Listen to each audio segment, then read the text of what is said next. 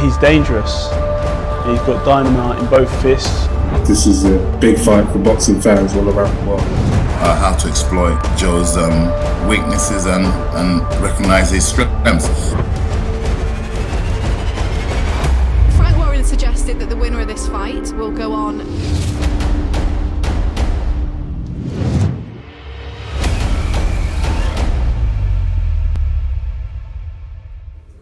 Oun Abbas saying here for Seconds Out here with Jack Massey. Jack, decision win today. We knew that it was a tough opponent coming into this fight. He had a good record, and on the night, he proved to be a worthy opponent. Just talk to me about your fight. Definitely, it was a tough, durable opponent. Hitting with some good shots. He was still there. Phased a little bit, but he's still coming at me. And yeah, glad to get the 8 rounds in under my belt. More rounds, better prepared for next fights. I felt like in the fight you had to sort of be on your front foot and back foot. There was times where he was pressurising you and you're fighting nicely on your back foot, where you were pushing out the jab, moving the back quite nicely, and there was times in there where you were sort of pushing him back. Yeah. Do you feel like you needed this because it's been a year out? You needed this sort of fight where it was a bit tough. It wasn't an easy opponent for yourself, but you got to sort of mess about with the sort of styles that you wanted to play about with in that fight. Yeah, definitely needed the fight. I had to get on my toes in the fight and use my feet, try and make him miss a little bit, and then come back with something else. He's coming over with big hooks. But third or fourth round, I did my hand again on his head, bumped my hand, but it's what it is. Boxing, isn't it? Just got to get on with it. Well, just give me your assessment of that from your fighter.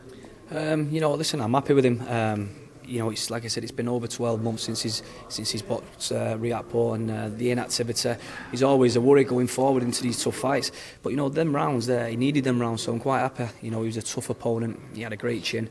But he had to do what he had to do. Box move. I'd like him to do a little bit more mid rounds. I reckon he could have put it on him and asked a little bit more from him. But overall, I'm quite happy with the performance because it puts us in good stead now moving forward. Hopefully get out February time, we've been sold for a title, whatever the title is, and then early April, May next year we're ready for the big titles, British, European, so be good. Jack, like you said, the titles, that's what I spoke to you before, and you said you wanted the titles. Same thing now, just the same question, that you've got this fight out of the way. This fight was always going to be about dusting off the cobwebs. You've been out for a year, but now it's into the serious business, into the strap season. Absolutely, mate.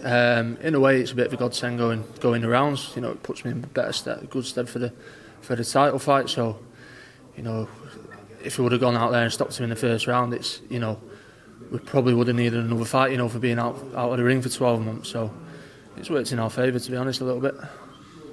Just a final message to all the fans who are watching from up north. Obviously, nobody can come down to the arenas nowadays, but I'm sure you would have had a big crowd watching because you do bring in quite a lot of fans. Yeah. What do you want to say to them? Just a massive thank you for all the kind messages, all the support.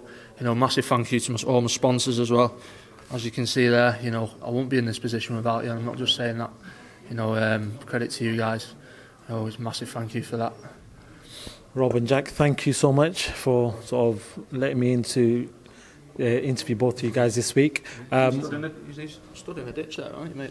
Every time I'm stood next to him, I feel like I'm stood in a hole. Stood in a hole, mate. Yeah, so both of you, hopefully we'll see you out in 2020, and have a good Christmas as well. Cheers, mate. Yeah, you too. Thanks very much, mate. Take care.